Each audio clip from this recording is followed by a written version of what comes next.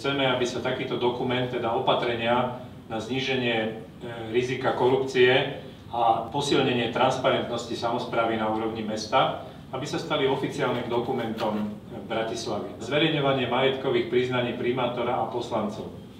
To je citlivá vec, pretože dnes máme zákon o konflikte záujmov, ktorý dáva voleným predstaviteľom isté povinnosti a my ideme ďaleko za rámec tohto zákona, pretože požadujeme, aby sa zverejňovali konkrétne listy vlastníctva, identifikácia majetku, aby to nebolo tak, že mám rodinný dom. Kde je ten rodinný dom, aký je veľký, pretože len tak sa dá potom porovnať, povedzme po nejakom čase, prírastok majetku toho konkrétneho politika, verejné obstarávania alebo aj predaje majetku, to sú dve rôzne veci, keď my nakupujeme alebo keď predávame, budeme robiť elektronickou aukciou. Zaznamenali ste určite, že nedávno sa uskutočnila takáto aukcia na predaj majetku, kde bolo viacej záujemcov a mesto Bratislava získalo namiesto obálkovej ceny 100 000 eur vysúťaženú cenu 125 000. To znamená, ukázala sa sila toho inštitútu, keď môžu súťažiť záujemcovia o získanie mestského majetku a nie je to dopredu dohodnutá záležitosť, ale je to otvorená, férová súťaž, ktorú elektronická aukcia v tomto prípade poskytuje. Čiže s týmto sme začali a chceme to zapracovať ako štandardný nástroj verejného obstarávania do zásad o nakladaní s majetkom.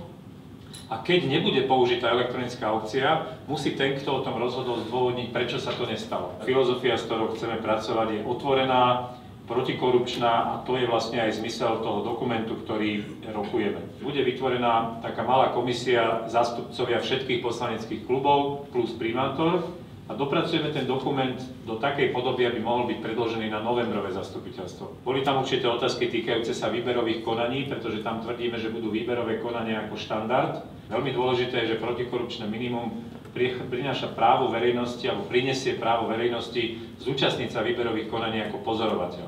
Aby bolo svedectvo, tak povedať zvonku, nezávisle, ničím neovplyvnené, či výberové konanie bolo naozaj férové a či prinieslo výsledok, ktorý je nespochybniteľný. Vyvolávala otázky myšlienka zriadiť alebo prijať etický kódex zamestnancov samosprávy. To znamená, akési pravidlá, podľa ktorých sa má riadiť úradník, aby neprekročil to, čo sa od neho požaduje. Je to citlivá vec, pýtali sa poslanci, kde to funguje.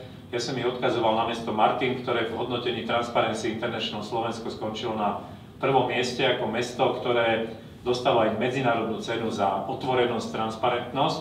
Čiže existuje to, funguje to, my sa budeme týmito dobrými príkladmi iných miest inšpirovať, nepovažujeme to za žiadnu hanbu. Ideme do tej fázy, ktorú by som nazval dopracovanie dokumentu.